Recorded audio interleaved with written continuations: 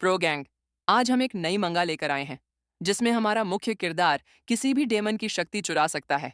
कहानी की शुरुआत होती है। एक लड़का डॉक्टर के सामने खड़ा है। डॉक्टर कह रहे हैं कि तुम्हें माना ब्लॉक्ड डिजीज है। इसमें माना की आपूर्ति नहीं होती, इसलिए तुम जादू का इस्तेमाल नहीं कर सकते। यह सुनकर एलरिक परेशान हो जाता है। उसे वहां से निकाल दिया जाता है। एलरिक का परिवार 4 बड़ी शक्तियों में आता था जो डेमन के खिलाफ युद्ध में पूरी तरह तबाह हो गई थीं। एम्पायर महाद्वीप पर 4 शक्तियां हैं जो सुरक्षा में लगी रहती हैं। 1. The Great Lion Family. 2. Protestant Alliance. 3. Inspection Bureau. 4. Magic Tower. Elric का परिवार जादू और तलवारबाजी में पहले दर्जे पर आता था। 30 साल पहले डेमन के खिलाफ युद्ध में मेलविंगर परिवार लगभग खत्म हो गया था, लेकिन युद्ध जीत लिया गया। उसके पिता और माता मारे गए, सिर्फ एक बहन बची। दृश्य बदलता है।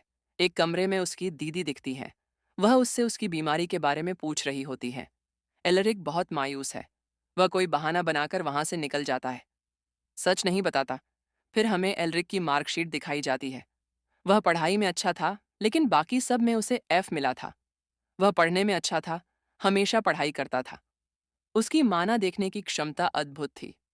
उसे माना के बारे में सबसे ज्यादा पता था, पर वह इसे इस्तेमाल नहीं कर पाता था। जैसे तुम्हें सब आता हो पर एग्जाम हॉल में टूट जाओ। उसने कभी हार नहीं मानी। दृश्य आता है। एलरिक अपने दादा की प्रतिमा के सामने खड़ा है। ये हैं अस्डोन मेलविंगर, ग्रेट डेमन वॉर के स्टार। तभी पीछे से कुछ लड़के एलरिक का मजाक उड़ा रहे होते हैं। एलरिक उनकी तरफ मुड़ता है और कहता है, मेरे दोस्त को जानते हो? वही जो यहाँ का प्रोफेसर है, देख लो। फिर वह उनके पास जाकर एक शैतानी लुक में उनका नाम पूछता है। वे दोनों वहां से चले जाते हैं। सीन बदलता है। एलरिक एक कॉफी शॉप में बैठा अपना रिजल्ट देख रहा होता है। तभी कोई उसे बुला रहा होता है। अचानक एक बड़ा हाथ उसका सिर टेबल में दे मारता है। आसपास सब डर जाते हैं। एलरिक वन गुस्से में पूछता है, कौन है तू बे? वह कहता है, जो रोज मेरा नाम इस्तेमाल करता है वही हूं मैं। वह उसका दोस्त सीन है, तीसरे वर्ष का छात्र। एलरिक मन में कहता है, हमारी फैमिली के खत्म होने के बाद मैजिक टॉवर को 6 परिवार संभाल रहे हैं और उनमें से एक का वारिस है सीन। और वही एक बंदा है जो मेरी साइड है। ये कहते हुए उसका क्यूट सहारा देखो। दोनों टेबल पर बैठ जाते हैं। सीन पूछता है, क्या हुआ, क्यों उदास है? और हाँ, मुझे तुझसे एक मदद चाहिए। एलरिक पूछता है, क्या है वो? सीन एक डायमंड ड्रैगन एक्सप्लोरेशन प्लान दिखाता है। कई साल पहले एक प्राचीन नस्ल मिली है। उन्होंने एक नेस्ट भी ढूंढ लिया है। वह कहता है कि वह उनके साथ जा रहा है। यह सुनकर एलरिक हैरान हो जाता है। वह मन में कहता है, ड्रैगन, जहां से जादू की शुरुआत हुई थी, क्या ये मेरी बीमारी को ठीक कर सकता है? लेकिन इसका जो भी फायदा होगा वह डीन ले जाएगा। क्या ही फायदा? सीन वह प्लान टेबल पर रखता है और जोर से शैतानी हंसी हंसने लगता है। सीन को कोई हैरानी नहीं होती। उसे पता था कि जब भी वह ऐसे हंसता है, इसका मतलब उसकी कोई चाल चल गई है। एलरिक सीन को मानचित्र में एक पॉइंट दिखाते हुए कहता है, यहाँ कोई नेस्ट नहीं है। यह सुनकर शॉन हैरान हो जाता है। वह जोर से कहता है, कहना क्या चाहते हो? फिर वह इधर उधर देखकर धीरे आवाज में बोलता है, अच्छा हुआ किसी ने सुना नहीं। तुम्हें पता भी है इसे कितने प्रोफेसर्स ने रिसर्च करके कंफर्म किया है? तुम उन्हें एक झटके में चैलेंज कर रहे हो। एलरिक कहता है, जो सच है वो सच ही होता है ना? तो शॉन कहता है, चलो देखते हैं। वह मैप पर मैजिक करता है और दोनों एक होलोग्राम मैप में पहुंच जाते हैं जहां धरती ऊपर से दिख रही होती है। एक बड़ा क्रैक दिखता है जो 2 प्लेटों के टकराने से बना था। वहां से मना का एक विशाल उफान निकल रहा था।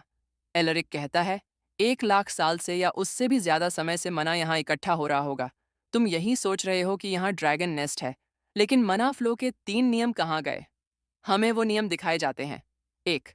चौड़े से संकरे की ओर 2, गर्म से ठंडे की ओर 3, ऊंचे से नीचे की ओर। एलरिक कहता है, इन 3 प्रिंसिपल्स के हिसाब से भी यही होना चाहिए था, लेकिन वहां दूर तुम्हें मैग्मा दिख रहा है। वो है अक्रान ज्वालामुखी, जहां ड्रैगन नहीं रह सकते।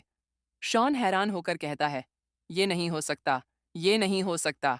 वहां से ही ड्रैगन का मना नोटिस किया गया है। वहां नेस्ट न हो, यह असंभव है। एलरिक कहता है, मैंने कब कहा कि वहां नेस्ट नहीं है? शॉन चौंक जाता है। एलरिक आत्मविश्वास से एक पॉइंट दिखाते हुए कहता है, नेस्ट है, लेकिन करागुल केव में। दृश्य बदलता है। शॉन अपने कमरे के बाहर खड़ा ये सोच रहा था कि यह सब बाकी प्रोफेसर्स को कैसे समझाऊंगा। वह वहां से निकलता है और एलरिक को ट्रेनिंग करते देख पूछता है, ये तुम क्या कर रहे हो? एलरिक कहता है, प्रैक्टिस कर रहा हूं। एलरिक पूरी जान लगाकर मैजिक बॉल बनाने की कोशिश करता है, पर ब्लॉक डिजीज के कारण कुछ नहीं होता। शॉन हंसते हुए कहता है, चलो दोस्त की मदद करता हूं। एक ऑफिस का दृश्य। डीन अपने हाथ में वही प्लान देख रहा होता है। डीन कहता है, तुम कहना क्या चाहते हो कि मेरी रिसर्च गलत है? डीन का नाम बैरक है, इसलिए मैं उसे बैरक ही बुलाऊंगा। बैरक कहता है, ऐसा नहीं हो सकता।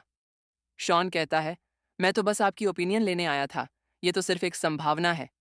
डीन कहता है, मुझे नहीं पता तुम इस नतीजे पर कैसे पहुंचे, लेकिन तुम मुझे कन्विंस नहीं कर पाए। वह अपना किलिंग इंटेंट रिलीज करता है। उसके चारों तरफ पर्पल ऑनरा फैल जाता है। वह कहता है, मैं तुम्हें ऐसे ही नहीं जाने दूंगा। शॉन हैरानी से कहता है, क्या ही ओवर पावर मना है। तो ये है 7वीं सर्कल मेज की पावर। अचानक दरवाजा खुलता है और वहां से एलरिक बाहर आता है। शॉन शॉक्ड रह जाता है। डीन गुस्से में कहता है, तुम पागल हो गए हो क्या? यहाँ क्यों आए? एलरिक कहता है, सॉरी सर, ऐसे आने के लिए। डीन कहता है, ओह, तुम तो एलरिक मेलविंगर हो? डीन आगे पूछता है, तो ये तुम्हारी राय है? एलरिक सिर हिलाकर हाँ कहता है। डीन मजाकिया लहजे में कहता है, तो ये तुम्हारा सिर्फ गैस है? एलरिक रोस्टिंग मोड में कहता है, ये तो 3 साल का बच्चा भी बता दे, और आपको सबूत चाहिए? बेचारा शॉन मन ही मन कहता है, ये आज मुझे मरवा कर ही मानेगा। जिसकी मदद कर रहा हूं उसी को उकसाने की क्या जरूरत थी? डीन जोर जोर से हंसते हुए कहता है, जिसके पास मना भी नहीं है वो मुझे ज्ञान देने आ गया। एलरिक कहता है, तो आपको क्या लगता है, मेरा गैस गलत है? डीन कहता है, हाँ, तुम जैसे कुछ लोग कचरा होते हैं जो अपनी औकात जाने बिना कहीं भी कुछ भी बोल देते हैं।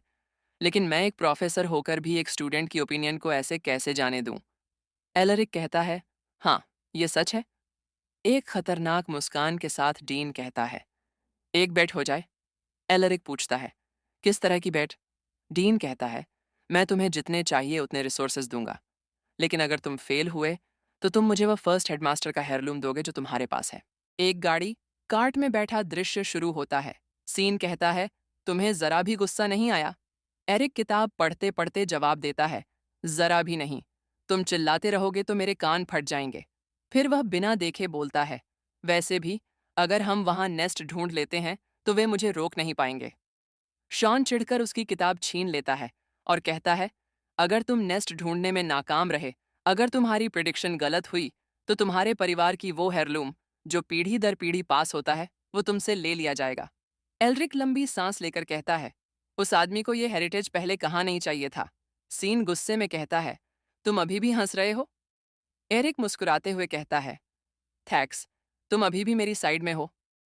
सीन थोड़ा परेशान होकर कहता है, हाँ, क्योंकि अगर तुम नेस्ट नहीं ढूंढ पाए तो मेरे लिए भी सब खत्म हो जाएगा। तो बताओ, क्या प्लान है तुम्हारा? एलरिक आत्मविश्वास से कहता है, मेरे प्यारे दोस्त, तुम्हें क्या लगता है मैंने ये बेट बिना वजह ले ली? शॉन चौंक जाता है। अपने मन में सोचता है, मैं भूल ही गया था, इस आदमी के 2 नाम हैं, एक मेलविंगर का नल्ला और दूसरा सबसे बड़ा कमीना। फ्लैशबैक। 7 साल पहले। 7 साल पहले एलरिक अपनी कम माना के कारण परेशान बैठा था। कुछ छात्र उसके पास आए और हंसते हुए बोले, क्या तुम्हें हेडमास्टर ने नाली से उठाया था? सब उस पर हंस रहे थे। जब वे लड़के जाने लगे, एलरिक गुस्से से फट पड़ा।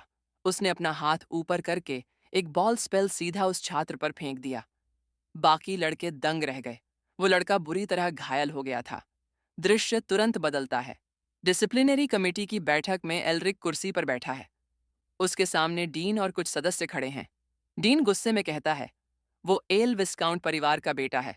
तुम मेरी नाक कटवाना चाहते हो?